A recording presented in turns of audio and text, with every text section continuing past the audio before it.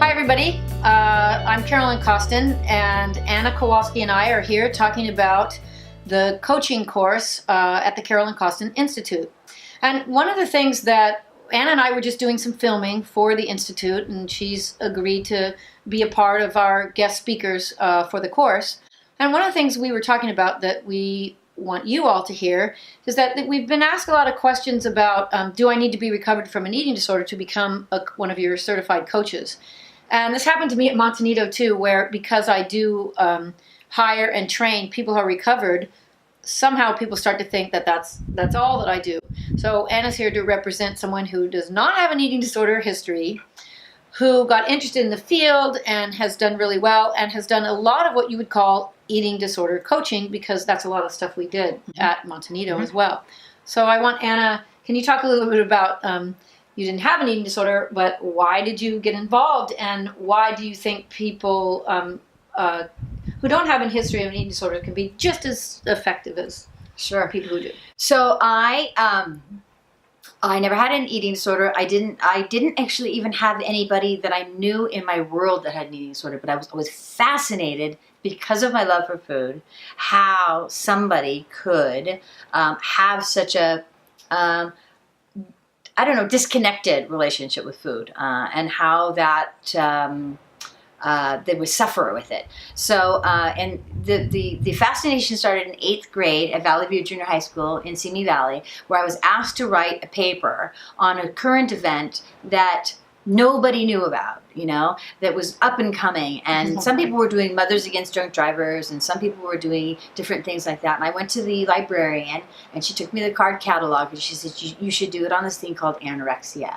I remember that. And so I went and I did this oral presentation, and nobody in the class, including the teacher, had heard of anorexia. That was in 1984, which is crazy because it has definitely been out there, but it was really, really powerful. And I, from that time, would take every single course and read different kinds of things. And there was Peggy Claude-Pierre was on Oprah, and I was just always fascinated by it. And I bought her book, and I'd do these things. And The Secret Life of Eating Disorders. Yes. And I was so fascinated. And then what happened was I just by 100% chance met at an intern forum, Jeff Redant, who is the longtime administrator and amazing supervisor and clinician at Montanito. And I came to Montanito basically by absolute chance. I'd never heard of Carolyn. I'd never heard of Montanito. And I say this to everybody who's kind of starting to come out and to coach. And if you've never been in this field before, jump in. Do something completely different. Because I had no idea that this was going to be my passion, my calling, what I would do really for the rest of my life. And I feel so much gratitude because it's a career in which you get to be very involved in somebody's life, where you get to have relationship with somebody and family in healing something that is so fundamental. There's nobody in the world who doesn't need to have food for their... It's fundamental, that's true.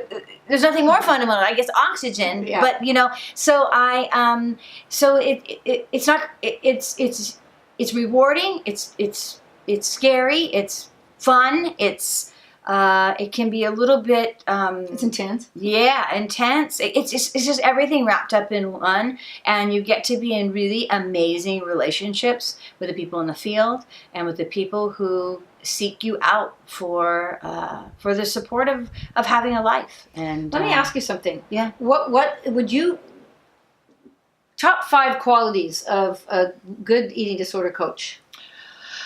Authentic, an eater, a compassionate listener with loving boundaries.